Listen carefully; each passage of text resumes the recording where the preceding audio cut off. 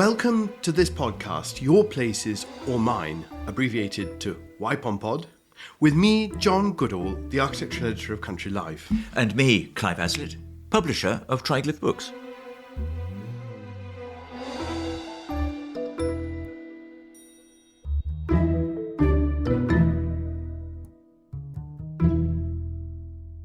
This week we're going to be talking about one of the most important buildings in the country.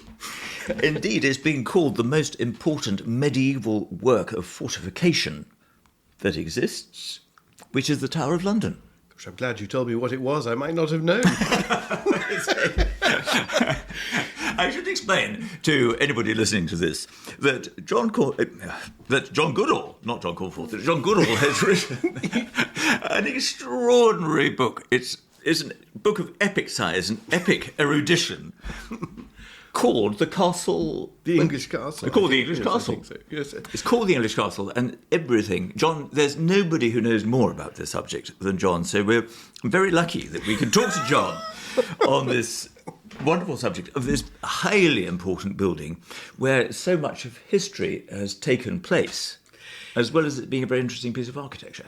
It is. I mean, it is one of the sights of London today, isn't it? It's one of the most visited sites in London, and it is a building that takes you back at least through the last millennium, pretty much, of London's history. And why do you think so many people are going to it? Is it because of the crown jewels, or what do you think? Well, I suppose now people do go to see the crown jewels, but it's important to say, I think, that it's always been one of the sights of London. It's been the sort of expression of royal authority in the City of London, within the walls of the City of London. And I mean, until we began building, tall structures, the Tower of London takes its name from the keep or great tower in the centre of it. It was one of the tallest buildings in the city, yes, for an enormously long period of time. And I was interested to read that it was being fortified even in the mid-19th century by the Duke of Wellington because of the Chartist riots. So, its history as a fortification was very long. It is indeed, and I suppose we'll come to this in the terms of its development. It has always been this curious royal enclave within the city, and it's still a garrisoned castle even to this day. Yes. So it has this extraordinary continuity, and it does perform a unique role within the city. John, introduce to us the concept of the castle, which in a sense everybody knows, because everybody knows what a castle is. But I was fascinated to read in your book, I remember, that there are many, many different types of castle, although we only, in our language, English, only have one word. Yes, we use the word castle as an umbrella term, and you need to understand in the Middle Ages people called castles by lots of different names in Latin, in Latin, in French. And one of the peculiarities, indeed, of the Tower of London, as a mark of its special status, is that it is still the only medieval castle that we still call by its medieval name. So we don't think of the Tower of London as being London Castle, which is what we tend to call everything else, a castle of such and such a place.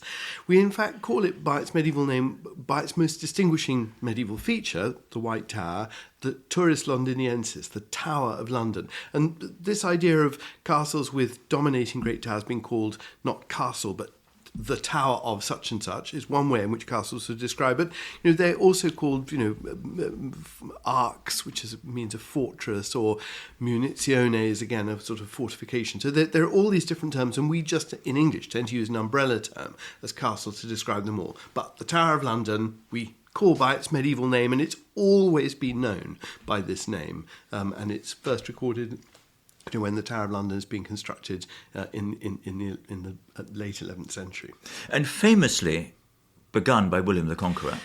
Yes, you have to imagine, and probably begun in the absolute immediate aftermath of the conquest, in the sense that William the Conqueror lands, he fights the Battle of Hastings, defeats Harold Godwinson, and then his army performs this enormous arc marching around London, sacking the countryside to try and force the English nobility to concede to him. What was it like? What was the Saxon countryside like?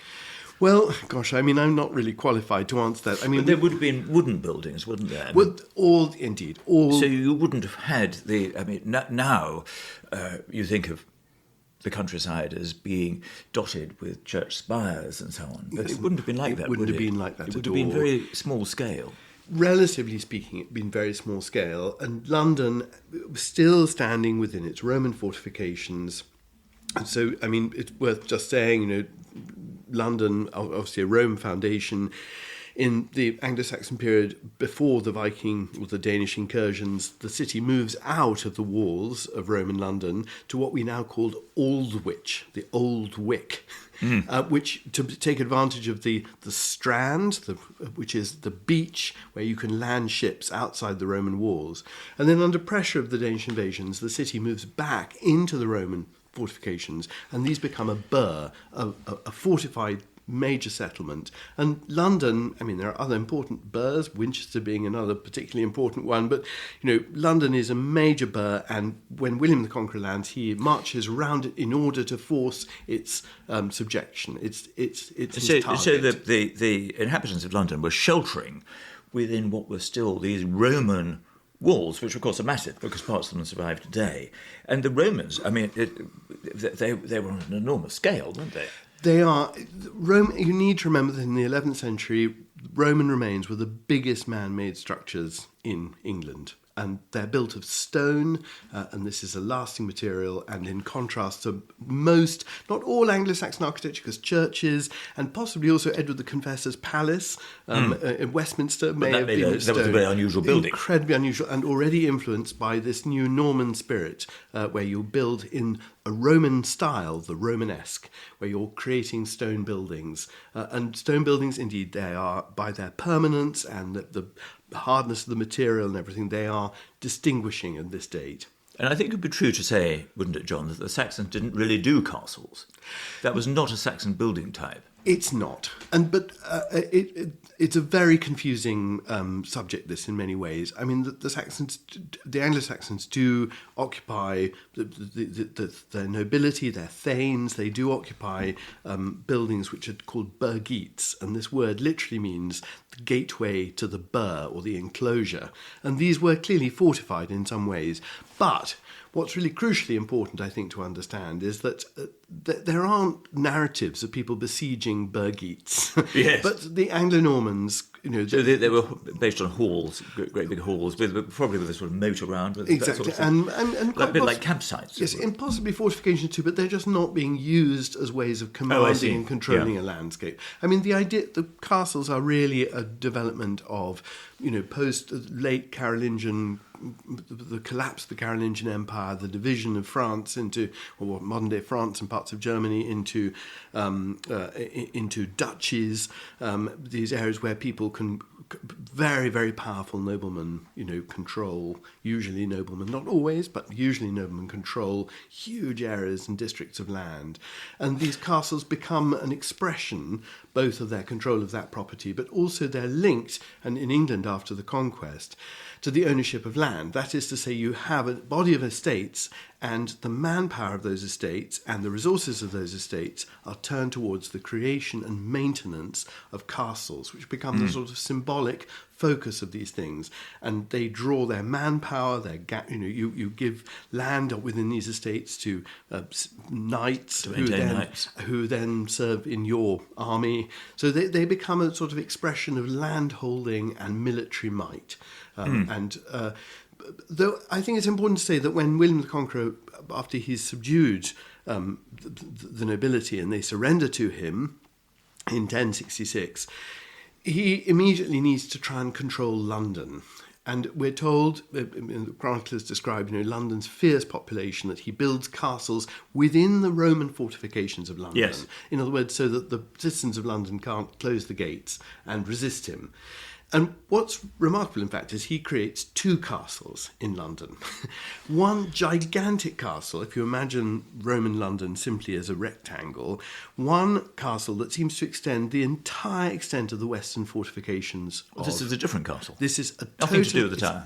It's a vanished castle. It extends along the western fortifications of the Roman city. And then he also creates another castle in the east, the southeastern corner of the city fortifications against the River Thames, and that is the Tower of London that we know. It's worth saying that What was the other castle for? So the other castle, it controls basically these two things. One controls the river approach to London, which is, of course, crucially important. Don't forget, this is a period where you basically come to London by boat, probably, if you're certainly from abroad. And the other, which, of course, is controlling access to the landward side. So it's a way of completely controlling London, and you must imagine that the creation of those castles within the walls is very destructive of existing property. Yes, they are just being ruthless. He cared much about that. He certainly didn't. He is just ruthlessly carving out these two fortifications. And it's worth saying the Western Castle in the 12th century is split into two castles, what become Baynard's Castle and Mount Fitchett Castle, and the latter is on the site of what's it called? Is it Finsbury? Finsbury Circus, just on the west, below St Paul's, the western gate to the city, and then they are eventually completely absorbed within the layout of London. It's really remarkable that these Roman fortifications stood so intact, because I think that when he landed, he made camp in Portchester Castle, didn't he? In Pevensey. Pevensey. Pevensey Castle. So another Roman fort, which were standing so intact that they could be used for this purpose. But I suppose at the Tower of London, he had a rectangle of these vast Roman walls, and it made it very much easier for him to build quickly. Exactly. Because he had to do it quickly. He had to do it quickly. And I suppose that is the important point to make, that he is protecting London both from attack from the sea. Don't forget that before he fights the Battle of Hastings, Harold Godwinson had conveniently defeated an entire invading army outside York. And so the threat of... Respect to King Harold. Exactly. And so the Danish threat is very considerable to him as well. So it's important that he... Oh, I see. So the threat, even though he formed an alliance with Harold Hardrada. Well, he doesn't ally himself with Harold Hardrada at all. Does he? No. Harold Hardrada comes to claim... a freelance operation. It's another freelance operation. I thought they were doing it in tandem. No. And that's why... Well, that was just a coincidence. Good grief, how extraordinary. I mean, it's because Edward the Confessor dies and everybody wants the prize. Yes. And of course, latterly, William the Conqueror is going to be fighting campaigns in the north and doing this, this terrible, the harrying of the north, so-called, which is shocking even to 11th century chroniclers for its devastation. But that's by the by. He basically creates these two castles, and it's the development of one, as we've said, disappears, and the other is going to be redeveloped to the Tower of London. But it's not, in fact, until at least 1077 and probably not until 1081. So, in other words, long after, well over a decade after the conquest, that the work begins to the building that's given London Castle its name, the Tower of London. So to begin with, it was just somewhere where soldiers could stamp on London, really. But, did William I himself use it? Probably not. Well, I think, he may have done, but I think Westminster is already, because it's been founded by the palace. The Confessor, it's the palace that he uses, and that is also fortified in the 11th century. But the crucial thing is he wants these areas within the city from which he can control the populace of London. And then there comes this whole business of consolidating one of these castles into a much more permanent stronghold. And what did he intend that for? Was it purely, then he was in Westminster, was he thinking that it was going to be symbolic? Was he actually going to use it as a place where he could be king? Or was it just soldiers? No, I think it is. So when he begins to rebuild the Tower of London, we're told that in 1077, he puts a figure called Gundulf, not to be confused with Lord of the Rings Gandalf, but Gundulf... Although Tolkien, of course, was an Anglo-Saxon. Anglo-Saxonist. He puts Gundulf, who's the Bishop of Rochester, a great builder, we're told, in charge of work at the Tower of London. And by 1081, we can be certain that work has begun to a massive rectangular tower of stone.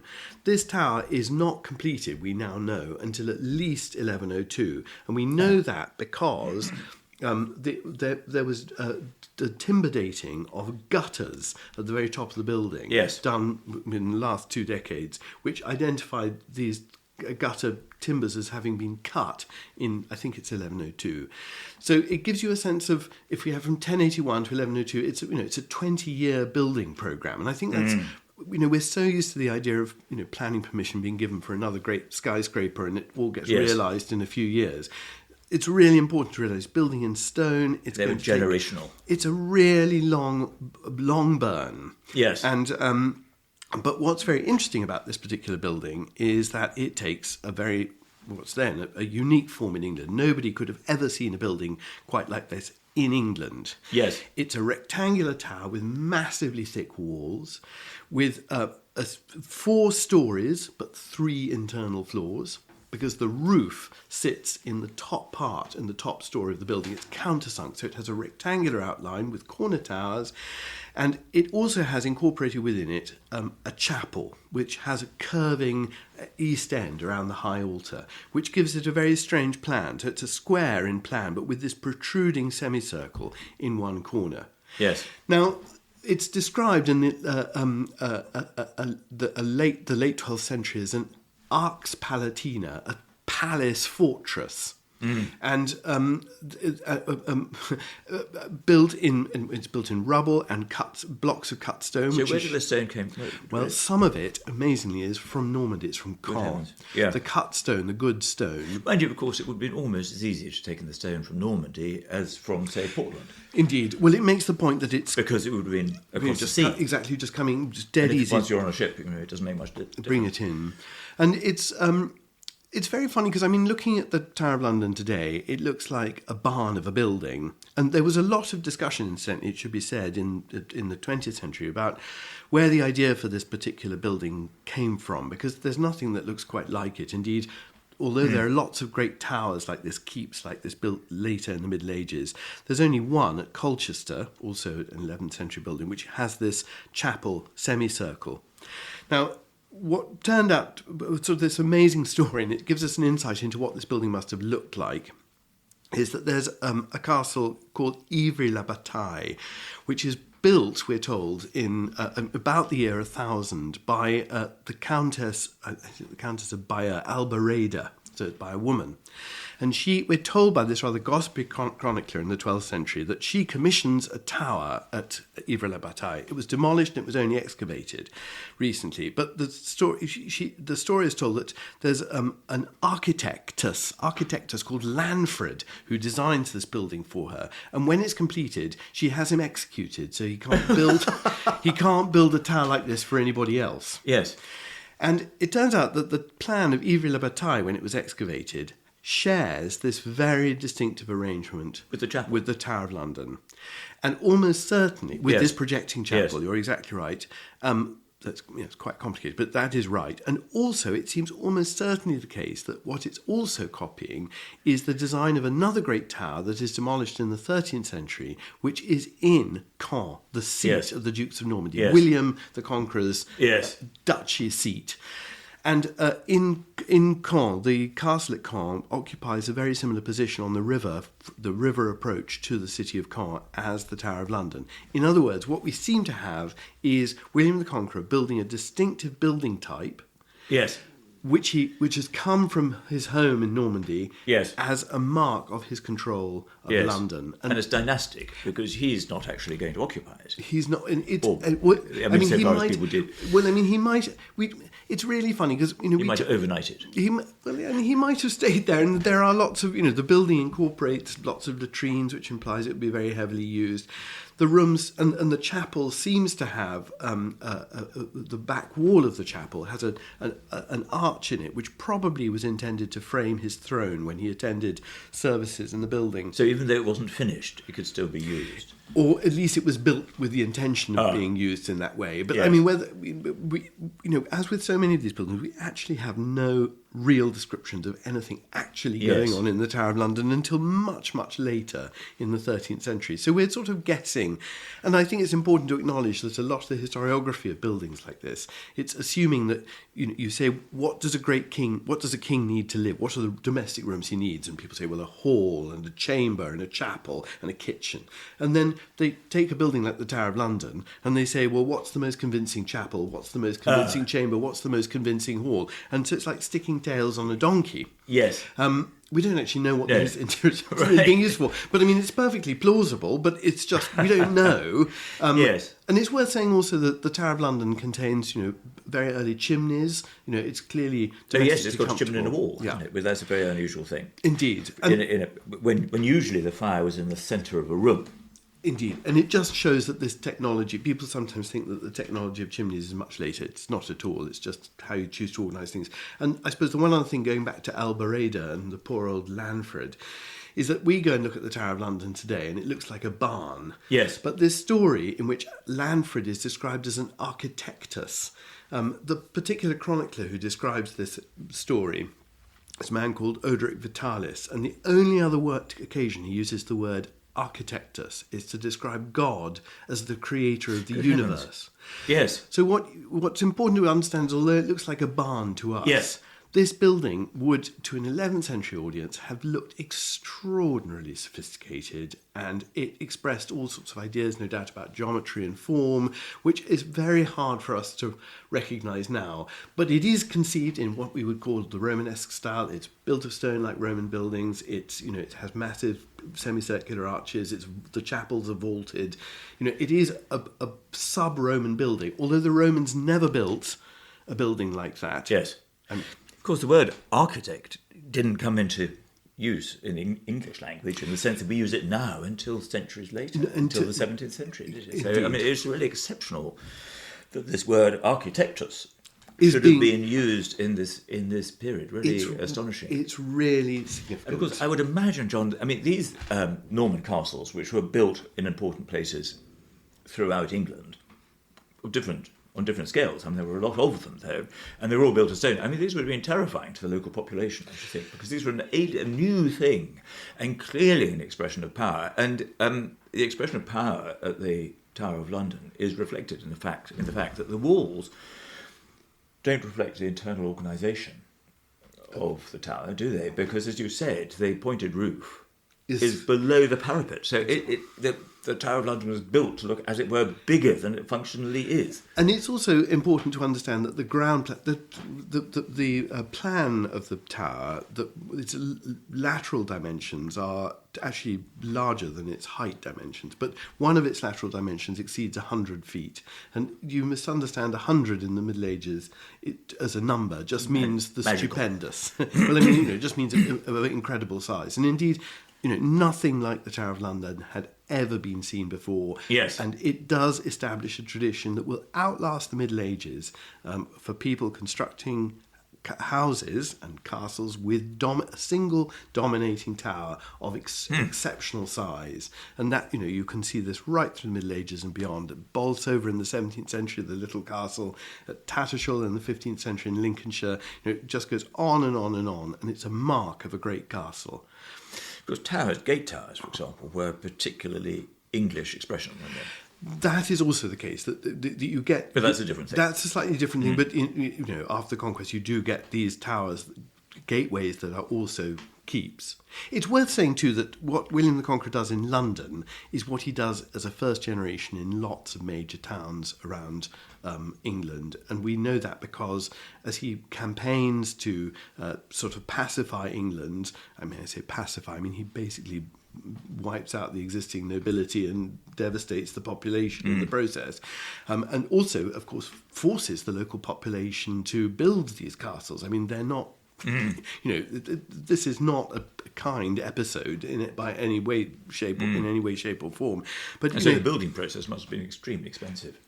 Well, I think not expensive, just cruel. You just force everybody. Effectively with slaves. You put shovels in everybody's hands, and you just you just have to build. And so in places such as Warwick and York, Exeter, you basically, in order to control these existing fortified burghs, William the Conqueror is constructing inside the fortifications new castles. And York also, for example, has 2 castles, and there is a rebellion there, and the entire garrison of the castle is massacred. So the Normans are imposing their control by basically building castles within these city Yes. constraints. They're also building castles elsewhere, but often those are much less well documented, and it's the destruction caused by the creation of city castles. The great Doomsday Survey of the 1080s, it describes, in Lincoln, 144 houses basically destroyed to create the castle within the Roman walls as well. So you're forcing the local population to build these things, and you're destroying a great deal in the process. Yes. Yes, but let's scroll forward. John, let's leave that grim period to another grim period. We'll sprawl forward to the 13th century, because the next builder was Henry III, is that right? Who was born, I think, it was 1207, something like that. Well, he comes to the throne, I think he's crowned at the age of 8, uniquely in Gloucester Cathedral, because at the time England is riven by civil war, London is controlled by the Dauphin. It's one of these funny things that I remember years ago when I had my French exchange, that I could list all the battles in which the English had defeated the French, and my French exchange could list all the battles in which the French had defeated the English. Very salutary, yes. And the episode of the invasion of 1215 to 16... The French don't make much of Agincourt, do they? They don't even spell it properly. Exactly, no, it's very confusing.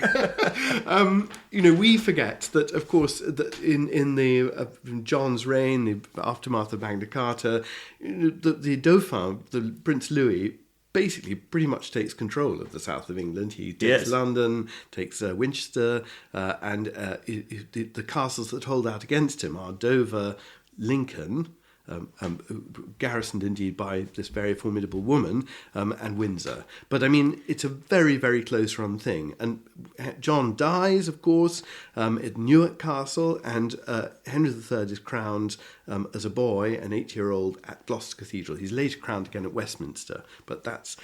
Of course, his father had lost the crown jewels, so we don't have to worry about that. And in the aftermath of this, he begins rebuilding the castles affected by the fighting. And so the Dauphin had been got out of the country.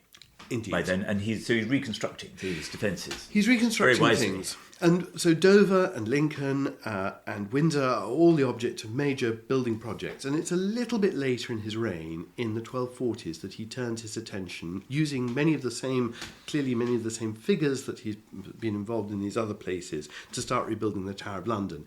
At the same time... Why does he leave it so late, John? I mean, were these other castles more important from a defensive point of view? I think from a defensive point of view, yes. Because London was actually the prime city. The prime city. But I think there's also something interesting going on with Westminster, and we mustn't get distracted by it. But of course, he begins rebuilding Westminster Abbey at this point as well. Because he was a great builder, wasn't he? He loved all this stuff. I mean, he was one of a relatively few example of an artistic king. Indeed. Who loved panoply and display and rich textiles and art. No, you're absolutely right. And I think that one of the things that's happening when this whole process begins, that confusingly, he rebuilds the Lady Chapel at Westminster Abbey in the 1220s, but it's in the 1240s that he really begins rebuilding the church that we know today at Westminster.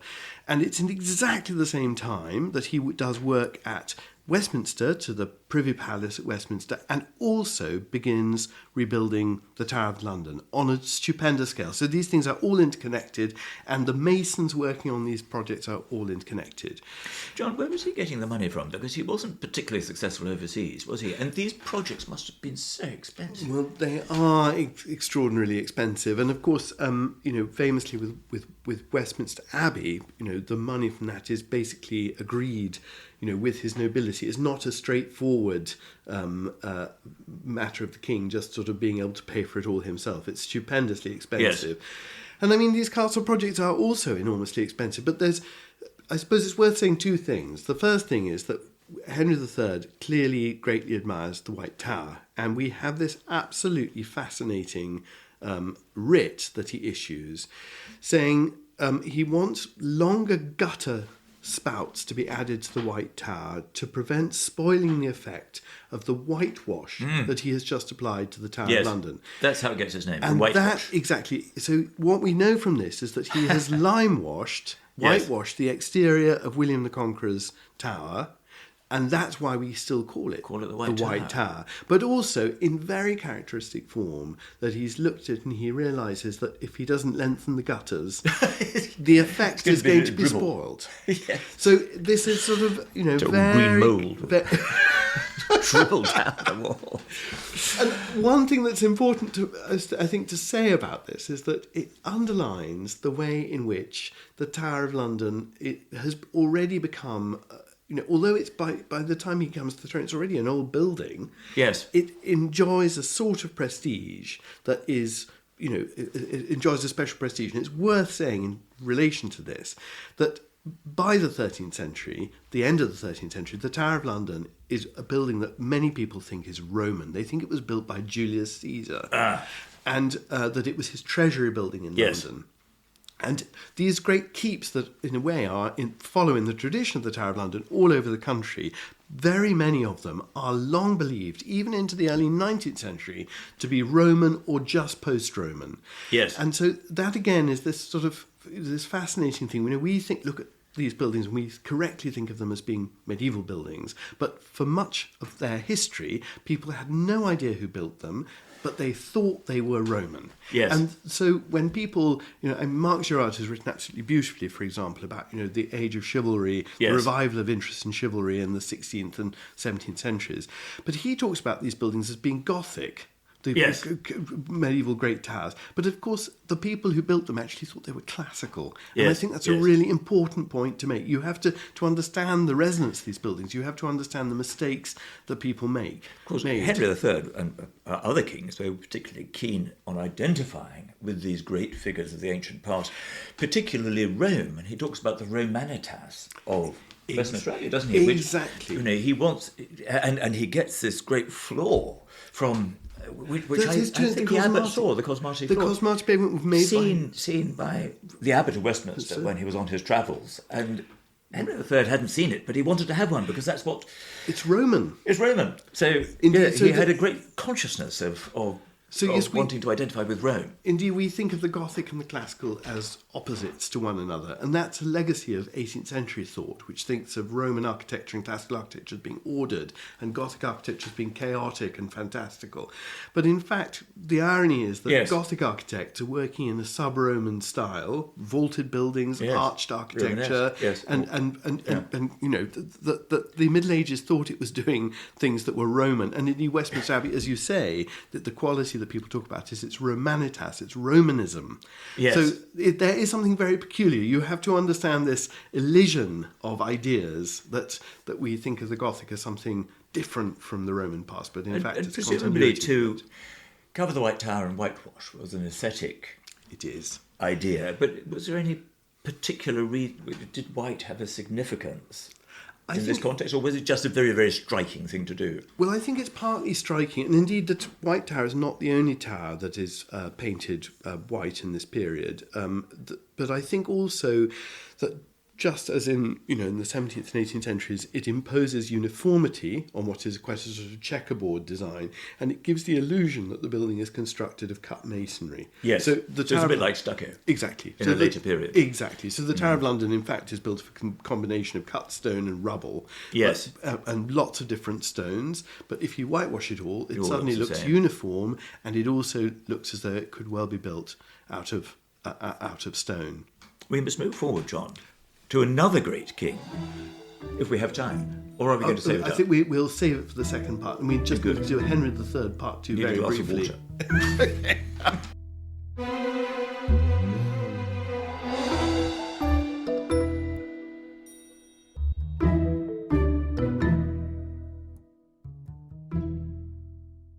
Welcome back, everybody. So, I thought we were going to move on to Edward I, but no, there's more. We have a little bit more on Henry III, though it does merge into Edward I.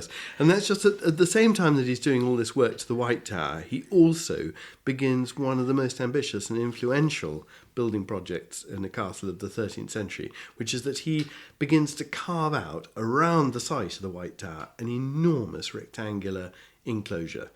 And we know about this through this very bizarre series of events in 1240 and in 1241. On the 23rd of April, 1240, we're told that the walls of a great gatehouse that Henry III is building at the Tower of London suddenly collapse, and his workmen set to work again to rebuild it. And exactly a year later, in April the 23rd, 1241, the building works collapse again. Oh, no. And a priest in London... Good grief, sack the builder. Sack the builder. Well, a priest in London has a dream in which he sees the irate figure of Thomas Becket, the Archbishop of Canterbury, murdered by Henry II, striking down the walls of Henry III's castle. Yes. And this is really interesting because it underlines the degree to which Henry III's redevelopment of this castle at the Tower of London is viewed by Londoners. Don't forget, Thomas Becket is born on Cheapside. He's regarded as London saint against the arbitrary power of the king. That the degree to which the redevelopment of the Tower of London is regarded as a really threatening thing. People think that the king is, by fortifying the castle, he's going to be able to exercise complete authority over the city. And this is it's an interesting... I think we tend to think of castles and their buildings as through the eyes of the people who create them. But I think it's worthwhile remembering that to the people who saw them being built, they were instruments of oppression and arbitrary power. Oh, how interesting. They are frightening things. And so, within London in the 1240s, people see this castle being renewed and enlarged, and they don't think, oh, what a wonderful work of architecture. They think, yes, this man's coming for us. Yes. Of course, Henry III was devoted to Saint Edward the Confessor, who not only was a saint, but also a king. So that was a good thing and from an his point of view. And an ancestor. So to have a saint in your family was quite quite useful. But at a later period, there was a period, or there is now, indeed, the tradition that the monarch cannot go armed into the City of London. I don't know when that dated from. Well, I don't know. Gosh, that's interesting. But for example, Queen Anne in the late 17th century or early 18th century, she would process to the City of London, but she had to stop. And there was a ceremonial, I can't quite remember which way it was. I think she gave the Lord Mayor presented his sword to her and she gave it back or something because she couldn't go in armed. Well, I think it is. And so that must date from the Middle Ages. And it is, it's important just point to remember. Indeed, the City of London is a very powerful, very wealthy entity, as it still is. And the Tower of London is an enclave. It's extra parochial. It doesn't sit within the parochial system of London. Oh yes, it is a so royal it's enclave. It's not part of the city, is it? Actually, technically, no. It is so within the Roman walls, and yet exclusive. Sitting outside it, and that tension, the desire of the king to use the tower to control the city, is something that sort of never entirely evaporated. And enough said on that theme. But it's worth saying that Henry III begins this enormous moat, which Edward I completes, which runs right the way around the Tower of London, creating this enormous rectangular enclosure with massive walls and towers. Edward III, actually, the so-called Beauchamp Tower, is constructed on the site, we now know, of Henry III's disastrous gateway, which is never completed. But what we do know is that you can see other castles that copy the distinctive form of these Henry III's towers. That's to say, they're D-shaped in plan, but very distinctively they have little rectangular ear turrets at their rear corners. And this is a form that turns up in buildings of this period everywhere from Helmsley in Yorkshire, all the way across to Wales. Buildings at Caerphilly probably give you a very good idea of what these structures were meant to be like. Chepstow,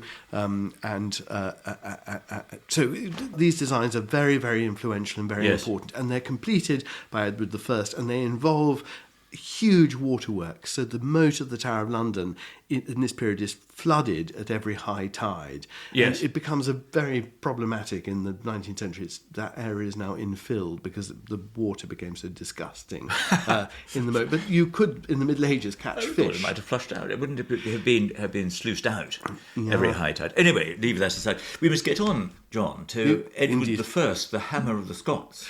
Well, a sobriquet which suggests... Well, he does... there's not much to say about... in the sense he completes what Henry III begins. And that's why the castles that are begun in Wales, echo some of the ideas. Because he was a great, great castle builder. Famously.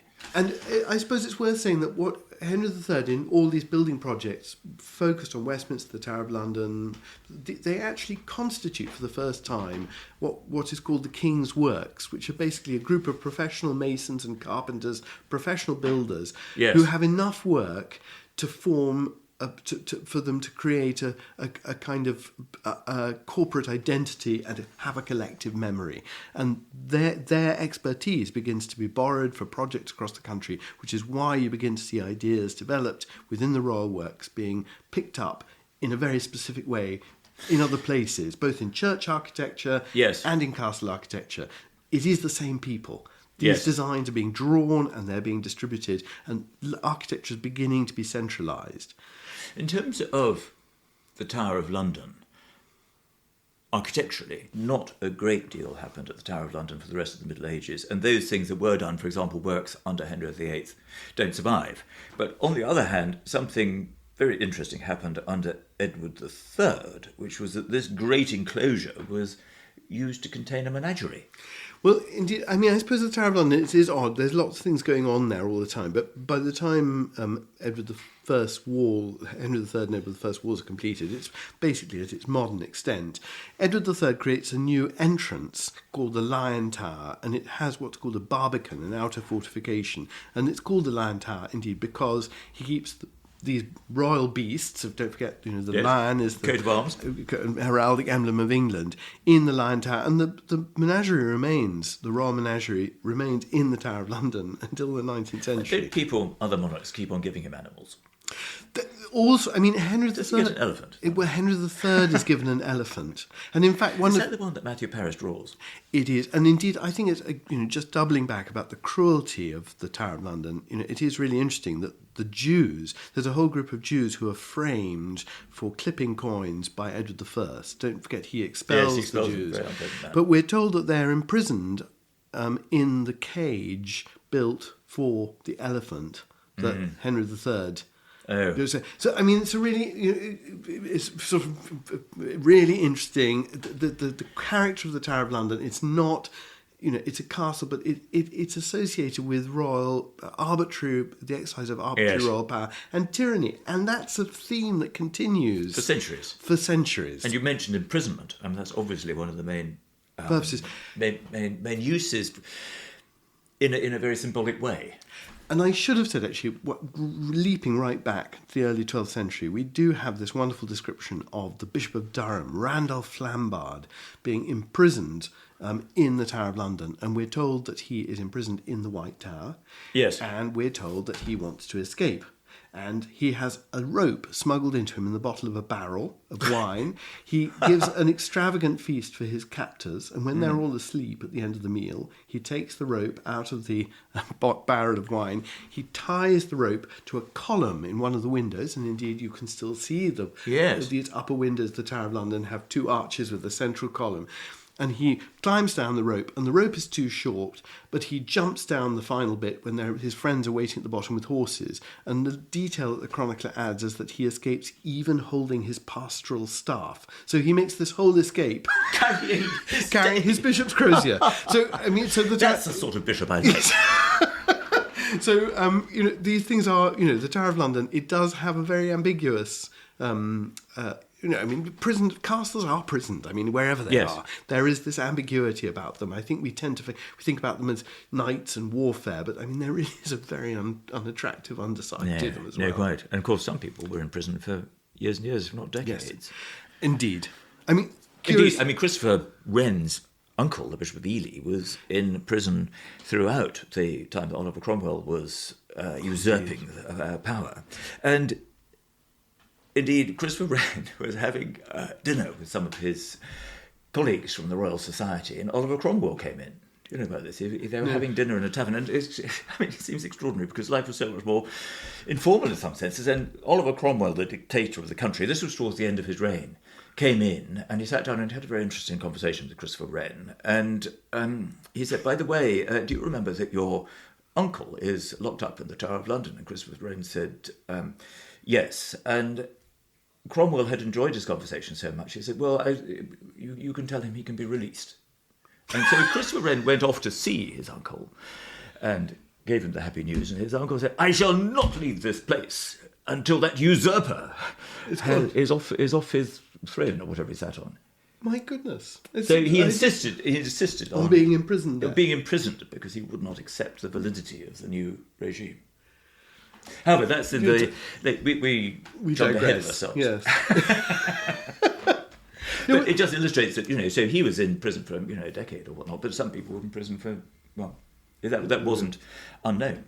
I mean, on a slightly lighter note, of course, the Tower of London is also a palace, and I suppose the two things that are important to note about it is that it becomes the point of beginning for the conventional procession to the coronation of every king. I think I'm right in saying that Edward I is the first king who does this. It's documented that he spends the night before his coronation in the Tower of London and then processes through the city along Cheapside to Westminster, and this is the sort of beginning of the coronation ceremonial. And I suppose the other thing that's connected with that, and in fact it's from rather later, I think the first reference we have to this is in the coronation of Henry IV in 1399, another usurper. There's the creation of the Knights of the Order of the Bath. And the Knights of the Order of the Bath are created at the coronation of the king, and they basically go through this ritual the night before, which indeed involves them having a bath. And so the name really is in the name. And they do various things in the Tower of London. These ceremonies, they stay up all night, they pray, and then they are created Knights of the Order of the Bath. And, strangely, of course, the Order of the Bath is really revived by Walpole in the 18th century in order to bolster his parliamentary support. I mean, it's a kind of, you can't make up these things. It now uses its chapel is now Henry VII's chapel at Westminster Abbey. But, I mean, that's a complete 18th century recreation of an order of chivalry, which Walpole uses to reward his political supporters. But we do know historically, and indeed in Elizabeth's reign, for example, there are descriptions of the Knights of Bath being created before the coronation in the Tower of London. You mentioned Bolsover a little bit earlier. What was the tower? Did it have a resonance for Charles I and his period? I think, it's actually repaired by Inigo Jones. I mean, amazing, and you do wonder. Yes. Again, you can imagine masks, being performed there. And there are these, there are structures, as you all know, for masks that look very like the Tower of London. What fascinates me is whether Inigo Jones, we think of him as the apostle of, I suppose, what you might call idiomatic classicism. But did he look at the Tower of London? Did he actually think he was dealing with a Roman building? Well, I think the answer is almost certainly yes. I mean, don't forget that he looks unbelievably, or at least his son-in-law looks at Stonehenge and thinks it's an Ionic temple. I mean, so, I mean, again, the ability of these people to see things in these buildings which we just think are absurd or would never cross our mind, it is remarkable and important to remember. And so how was it interpreted in later centuries, John? I mean, did it undergo great rebuilding like Windsor Castle in the 19th century under Salvin? It does. I should, before we talk, it does indeed. Salvin is the person who really transformed the Tower of London, and he is Mr. Castle. It is also worth saying that the Tower of London, basically, for all that's gone on there, has basically never really been important militarily. But the one occasion where it is significant is during the Peasants' Revolt in 1381. Oh, yes, of course. Yes. When we have detailed descriptions of this, that Richard II, as a young boy, locked themselves up there. Well, he goes to the Tower of London to be safe, and we're told that he stands on the battlements of the Tower of London and watches London burning. As it was the Archbishop of Canterbury. Indeed. Well, this who didn't get in. Well, no, he did. He did. This is what is so bizarre about it. So this castle, we think of it as very strong and powerful and symbol of the monarchy and everything, but there is this completely absurd and shocking episode in which Richard II goes there, he stands on the battlements, he watches London burning as the peasants sort of ransack London, and the next morning he goes out from the Tower of London to meet the rebels. And as he leaves, there seems to be some kind of confusion in which a group of rebels force their way into the Tower of London. And they don't just force their way through the main gate, they go right through the whole thing. How extraordinary. And they find his archbishop... So do you think his soldiers were not wholly loyal?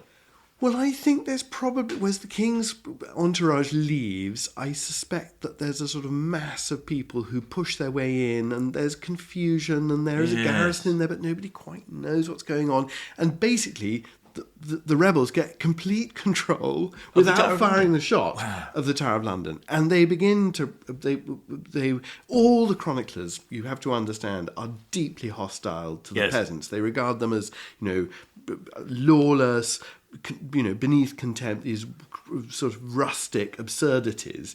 But we're told that, they go even into the Queen's apartments, and they talk to courtiers as equals, and all the chroniclers are sort of exactly, they imply that it's I'm with the chroniclers. Unthinkable.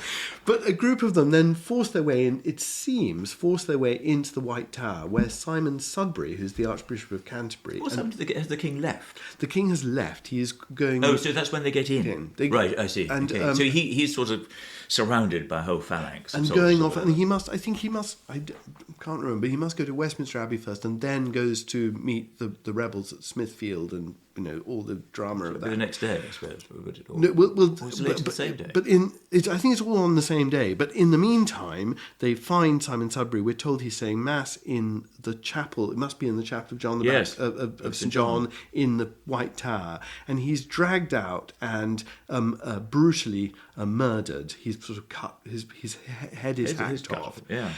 The two sort of fascinating... the chronicle accounts describe his murder in terms of... They deliberately compare it in literary ways to the execution of Christ, as though he's a sort of innocent figure.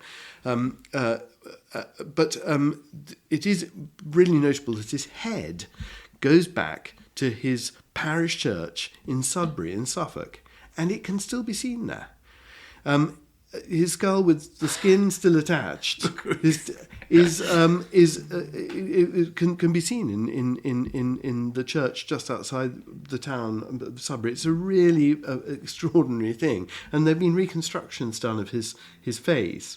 So it's a murder that you can sort of you can still see the results of, and it's also. Of course, the peasants were quite specific in the people that they went for, weren't they? I mean, it wasn't just general. I mean, they're particularly... people like John Gaunt, who were oppressive. Well, I mean, well as filthy rich. The people who were seen as being... I mean, mobs don't tend to distinguish, and I think it's pretty clear they didn't really distinguish in this. But I mean, Simon Sudbury is unlucky because he's actually captured, and he's not the first or the last bishop who's lynched by a medieval mob. I mean, this does happen. It is worth saying that his Sudbury's successor, there's quite an amusing little sort of anecdote follow-on to this, is this aristocratic figure called Archbishop Courtney, who is pilloried in the Reformation for another episode when he's in his one of his manors in Kent, and he sees a group of peasants bringing in the straw they owe him, not on their backs for his honour, but in carts for his convenience, for their convenience. And Archbishop Courtney is infuriated to see them not carrying the corn that they owe him on their backs because they need to show that they're servile, but in carts, like upstart middle class, comfy form of transport. And they have to they are punished for this. And in the Reformation, this is picked up as an absurd illustration of clerical arrogance. But you need to remember that, of course, his immediate predecessor had been murdered by the mob, and I think that's actually why. And it is bizarre to complain that you haven't brought me my due in the right way. Is pretty bizarre. No, actually taken by itself, but of course seen in context. There's reason. And John, what are we going to say about Richard III? Well, Richard III, of course, murders William Hastings, the crucial courtier, the great friend of Edward IV, who stands in the way of his seizing the throne. Yes. Thomas More gives an incredibly immediate description that Shakespeare picks up on of this council chamber meeting in which Richard III walks in and asks the Bishop of Ely for strawberries from his house in Holborn. Yes. And this is all recorded by Thomas More. And we're told that William Lord Hastings, who is the sort of the elder statesman... Not completely impartial source. Not, of course not. But that William Lord Hastings is basically taken out. Richard III says he won't eat until he's seen him executed. And he's immediately put on a log, we're told, and beheaded. It is, I suppose, then, you move into the world of Henry VIII. And no, you've missed something out, John. What? Richard III, what? Well, what about the princes? Oh. What about the princess? The most famous episode. I was about to say William Lord. Exactly, of course, so how absurd. I mean, indeed, William Lord Hastings' death is probably innocent light in himself. But I mean, the princess. But some people, of course, say that it was just very unfortunate that they disappeared and that Richard III had no hand at all in their execution disappearance. I mean, I won't be able to persuade them otherwise if they're determined to believe that. But it was a very helpful circumstance for Richard III. So they were last seen at the Tower of London. And their bodies, indeed, were probably found quite beneath recently. the staircase. In the late 17th century, they were, or the early 18th century, they probably found in the staircase approach to the White Tower. But of course, we don't. By their very nature, we don't really know what happened to them. But I think that's also really interesting because I think this late medieval and Tudor period there is a different flavour to the Tower of London that. Previously it's been used as a place of imprisonment and there are all these very unhappy associations. But I mean, I do also think that the Tudors use it even more cruelly in a way. I mean, the torture that takes place there of people is really, it's not even, I mean, that's Elizabethan and Jacobean. It's not a medieval, contrary to what people think. Torture is, how interesting. It's another layer, and it becomes a very, very sinister place. And particularly in the wars of religion. Indeed, it becomes the place where people are sent, and Thomas More himself, of course, imprisoned in the bell tower, and people are imprisoned in very different ways according to their estate. Some people are very comfortably imprisoned with space, and other people, are treated with extraordinary harshness. And some people, as you say, stay there enormously long periods of time. There's lots of graffiti of people who visited, will know, cut very elaborately into the stonework there. I always find it so extraordinarily painful looking at that kind of thing. Yes, just this idea of these people, spending their last moments, and with writing poetry sometimes. Indeed. And Walter Raleigh, for example. Exactly. I mean, Walter Raleigh, the Earl of Northumberland, all kinds of, they're imprisoned for long periods of time. And Thomas More's own experience of it is, of course, not impartially, but very powerfully captured in Roper's life and, watching the Carthusians being taken to their butchery, for refusing to accede to the supremacy of Henry VIII. It's very, very powerful. I mean, I suppose we can sort of see we can understand the forces that moved these people to take the decision they did. But for many, I think there's just hopelessness. I think Thomas More is possibly unusual for having a purpose to be there. He has a vision of what he's there for. Many people I just feel they're just chucked in there. And one of the most extraordinary apartments of this survival in the governor's lodgings in the Tower of London. Of course, it escapes the fire of London, and there are these 16th century buildings, which are the governor's lodgings, and in one of them there is this celebrates the discovery of the gunpowder plot, and there's this extraordinary early 17th century portrait panel of James I, with an inscription about the discovery of the gunpowder plot within it. Yes. I mean, it's like a funerary monument in a church. Yes. Very, very elaborate, within these 16th century buildings, which are some of the only surviving buildings of pre-fire London in the city. It's quite, amazing. So by the 18th century, it had no function other than ceremony. What happened to it then? Well, it is by then also being used to store the crown jewels, which is not the case, I think, in the Middle Ages. Though there's a huge literature on this, which I'm not read. But of course, famously, Colonel Blood steals the crown jewels from the Tower of London. He sounds a totally disreputable character. The name itself is wonderful. And he sounds thoroughly extraordinary character. And in the Victorian period, apart from the Chartist movement, was it really a sort of place of resort, a tourist attraction? Had it taken on its modern role then? The bestiary means that it's always a place that people travel to to see the animals and to visit. But I mean, I think it is important to say that the Duke of Wellington becomes the governor of the Tower of London, and in the context of the Chartist disturbances, he does refortify it. That the moat is infilled, and what you see today, that enormous breadth of moat and the clearance of buildings immediately around it, is not a coincidence. I mean, that there is genuinely fear of uprising and the need to control London again. There are, of course, country houses where, you get a sense of there being some modest fortifications built in.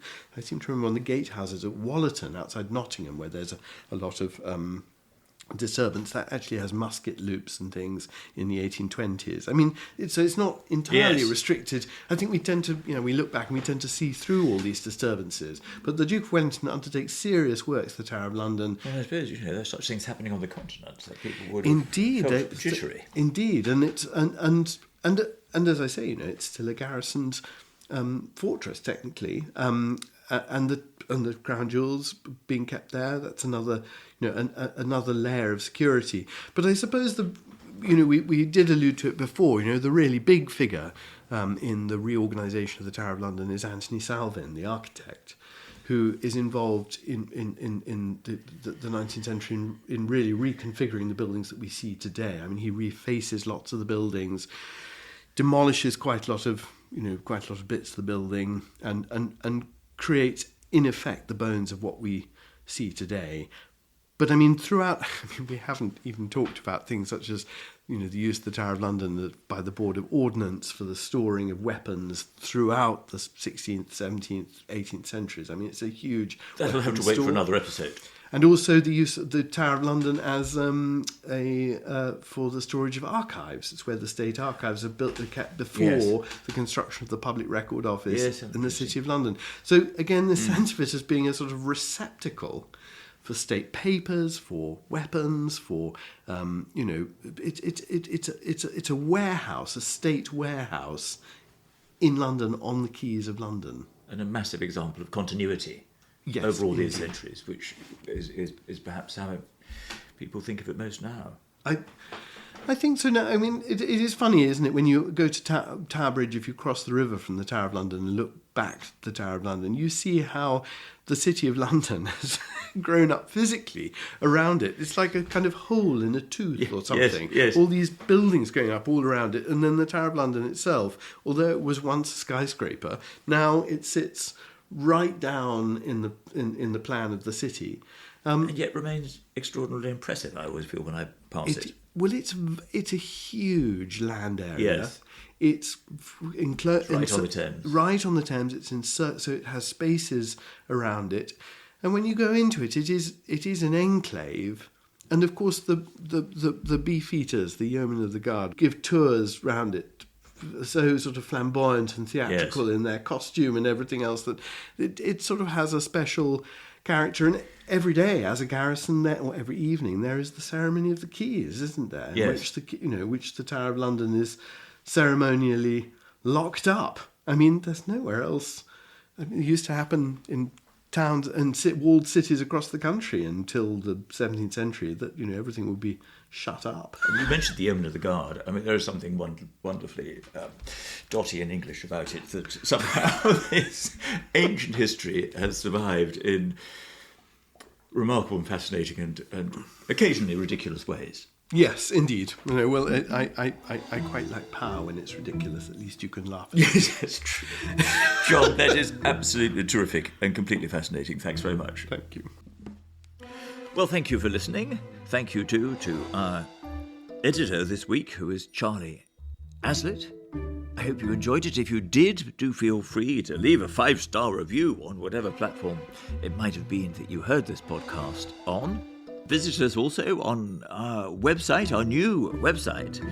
Thank you to Daniel McKay for creating it. And you could there sign up for a newsletter which will tell you about the things that we're doing and the things that are coming up. But I can tell you now that next week we're going to be visiting that great opera festival of Glyndebourne. It's a seasonal podcast, this one.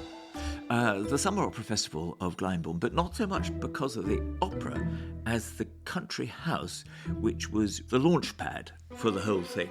And thinking particularly of the very colourful man who created this now icon of the summer season, John Christie. So I do hope you'll be able to join us then. Thank you.